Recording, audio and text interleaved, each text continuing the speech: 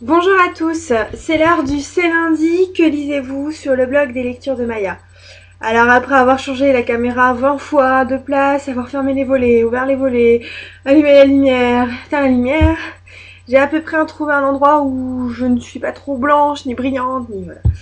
Les joies, à mon avis cet hiver ça va être génial pour tourner une vidéo.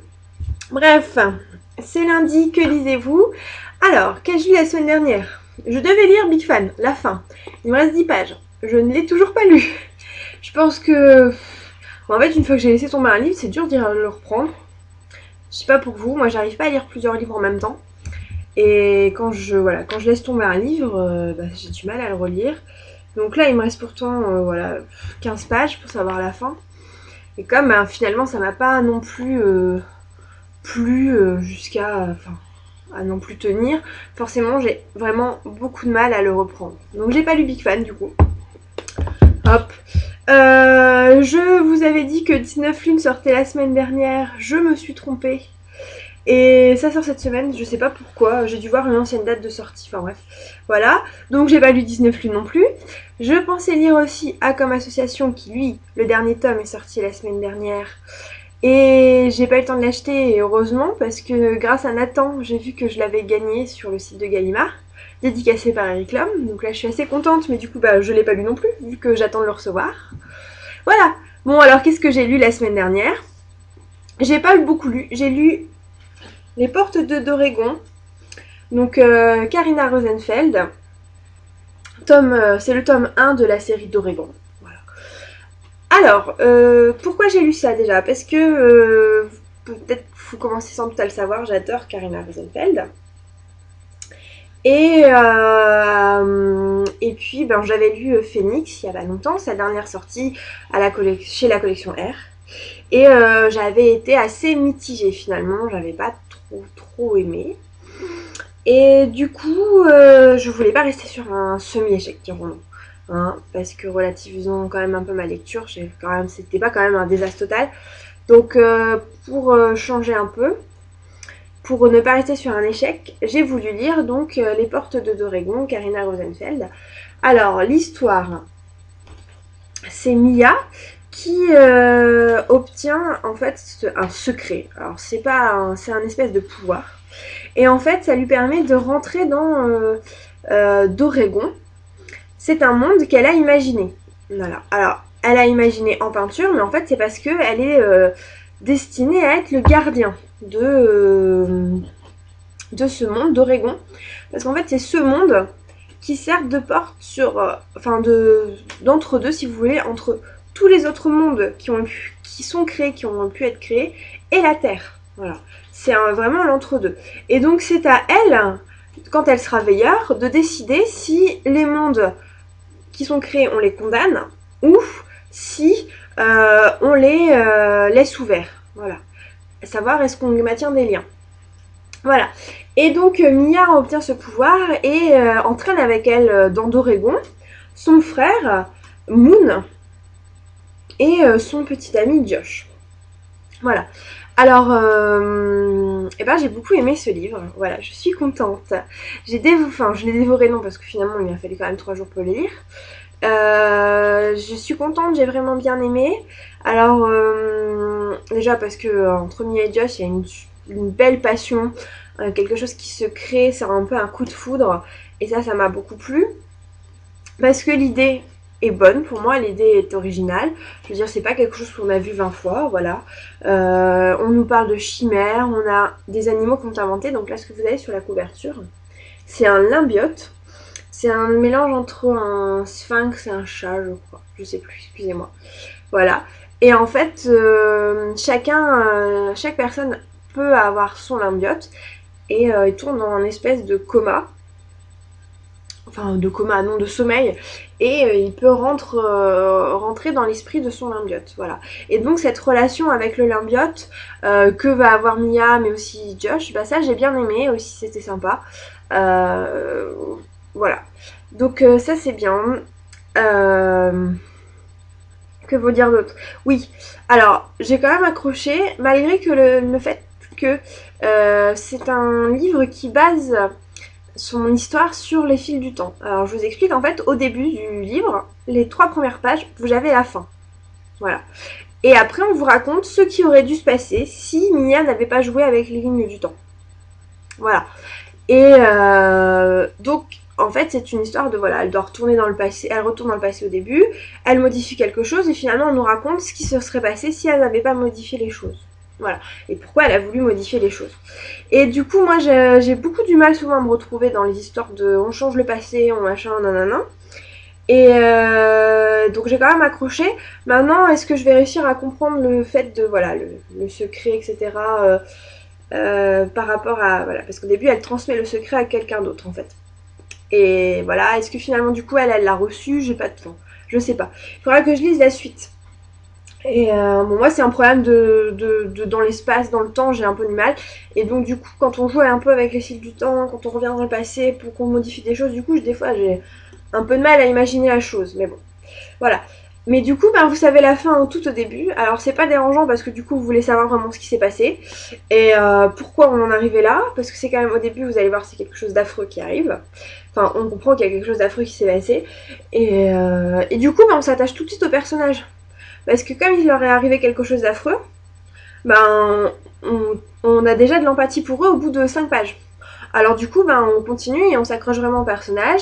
Et voilà. Ça, c'est bien. J'en parlerai plus dans ma chronique, je vais la faire dans pas longtemps parce que c'est un livre que j'ai emprunté. Et donc, il faut que je le rende à la bibliothèque et j'aime bien faire ma chronique avec le livre en main. Voilà. Donc, Les Portes d'Oregon de Karina Rosenfeld, donc c'est le tome 1 de la série d'Oregon. Voilà, ma bibliothèque n'a que le tome 1. Mon Dieu, quelle horreur. Heureusement, c'est bientôt mon anniversaire, donc je vais pouvoir faire une petite commande. Voilà. Ça, c'est bon, c'est ce que j'ai lu la semaine dernière. Qu'ai-je lu d'autre? Et bien là, je vais... Ah. Qu'ai-je lu d'autre? Eh bien, j'ai lu quelque chose que je ne peux pas vous montrer, mais que vous avez vu donc hier dans In My Mailbox.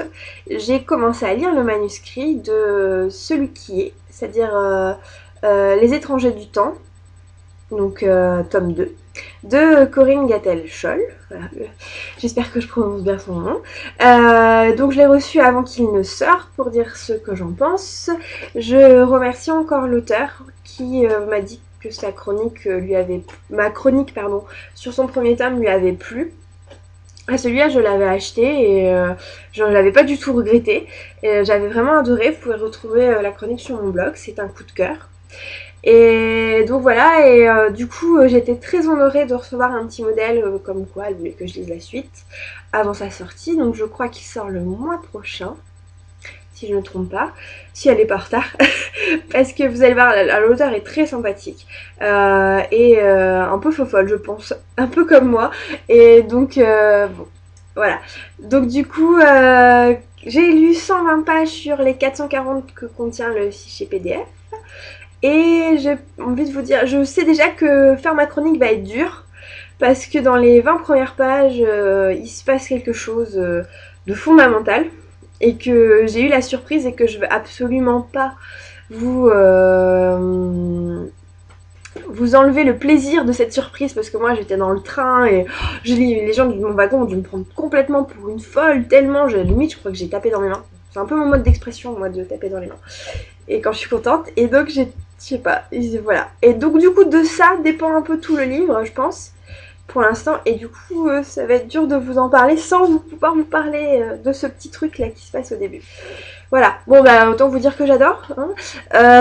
On est un peu plus dans le thriller pour ce second tome, parce que donc Les étrangers du temps, c'est un thriller fantastique.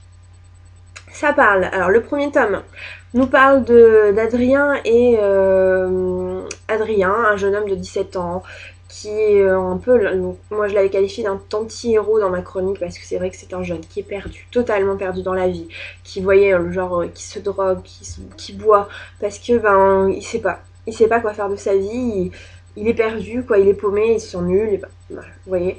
Et il emménage dans une vieille maison en Bourgogne je crois, voilà. Oui, c'est ça. Et dans une vieille maison, donc c'est une ancienne demeure. Et toute une partie est en ruine et eux vivent dans la partie moderne. Voilà. Et en s'aventurant un jour dans la partie en ruine, ils trouvent un cahier caché qui a été écrit par une bonne dans... Je suis désolée, j'oublie toujours la date, c'est 1780 je crois, ou 1800, je sais plus. Je suis désolée, bon, je regarderai pour la prochaine fois.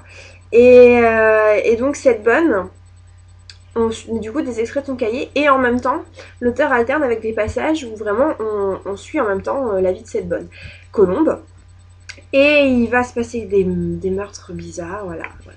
Et en fait Adrien il crée une relation avec Colombe, c'est un peu ce qui le rattache à la vie, sauf que cette femme elle est morte, donc voilà sur quoi est basé le premier tome, voilà. Et à la fin du premier tome il se passe quelque chose d'horrible, absolument horrible pour ceux qui se sont attachés au personnage. Et du coup, dans le deuxième tome, on retrouve Adrien et Colombe. Mais je peux pas vous en dire plus. Voilà. On continue l'histoire d'Adrien et de Colombe. Leur relation, elle évolue complètement. Et puis, voilà, c'est dur de vous parler de ça sans vous parler du petit détail de ma petite surprise. Voilà, bon finalement on continue donc cette histoire d'Adrien et Colombe, on revient un peu en arrière par rapport à ce que nous on avait pu lire, donc on revient sur certains événements, et on découvre un peu plus le tueur, donc on sait pas trop qui c'est, voilà, du coup on a des scènes un peu plus bizarres, sur des meurtres, voilà, et moi ce que j'aime absolument...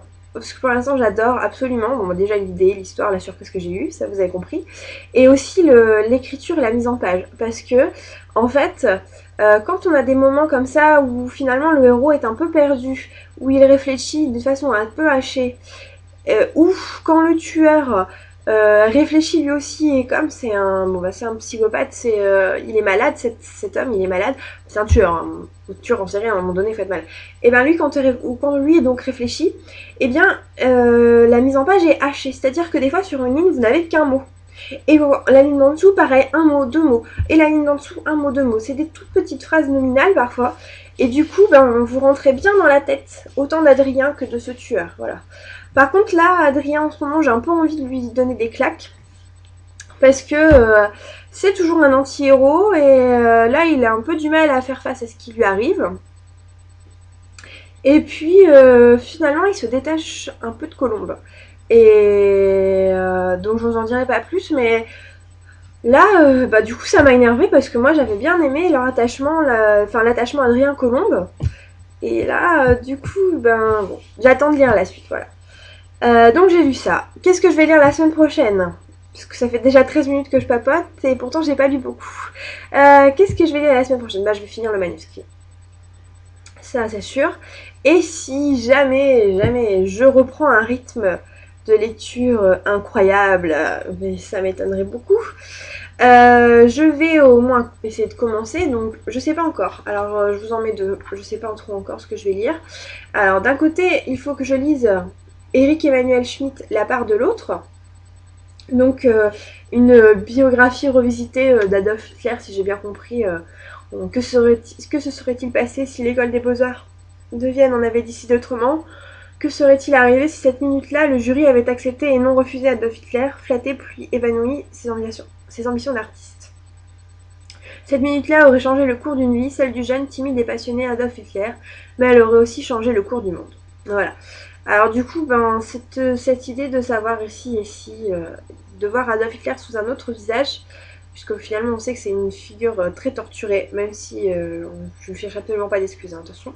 Mais voilà, donc ça me tente bien. Je lis en lecture commune avec Selena, je suis ravie de le lire avec toi. Parce que ça fait depuis un moment qu'on s'échange des commentaires sur nos blogs respectifs.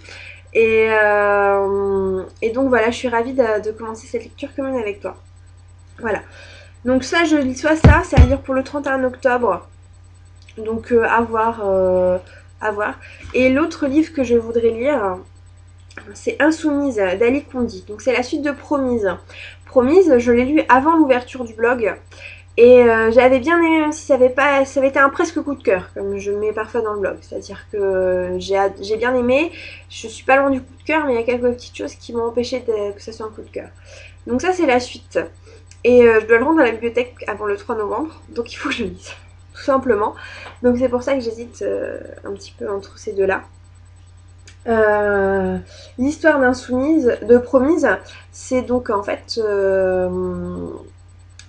Cassia qui vit un peu dans une société où finalement le jour de ses 18 ans, je crois, on choisit un promis pour elle, c'est la personne parfaite, sauf qu'elle, il y a deux visages qui s'affichent. Et donc le visage de son meilleur ami et un autre visage. Et dans le premier, ben, elle se rapproche de l'autre visage, voilà, etc. Et là, dans le 2, si vous n'avez pas lu le 1, n'écoutez pas. Donc dans le 2, elle part à la recherche du deuxième. Puisqu'elle est tombée amoureuse de lui dans le premier. Voilà, donc de Kyle. Donc j'ai bien envie de le lire, de savoir la suite. Voilà. J'arrête là, vous voyez, j'ai pas beaucoup lu, mais j'ai quand même parlé 16 minutes. Je vous remercie tout le monde de me suivre chaque semaine. Je vous annonce également la nouveauté du moment. C'est-à-dire que j'ai créé un Twitter pour les lectures de Maya. L'adresse est sur le blog, je vais la mettre en lien là aussi en dessous de la vidéo. Si ça vous intéresse, si vous préférez ce moyen-là de communication par rapport à Facebook, ben, ça peut être un plus, voilà. Sinon, vous avez toujours la newsletter du blog, même si en ce moment je n'en écris plus. Mais si vous vous abonnez à chaque message, ça sera bon pour vous. Voilà. Eh bien, bonne semaine de lecture et à bientôt sur le blog des lectures de Maya.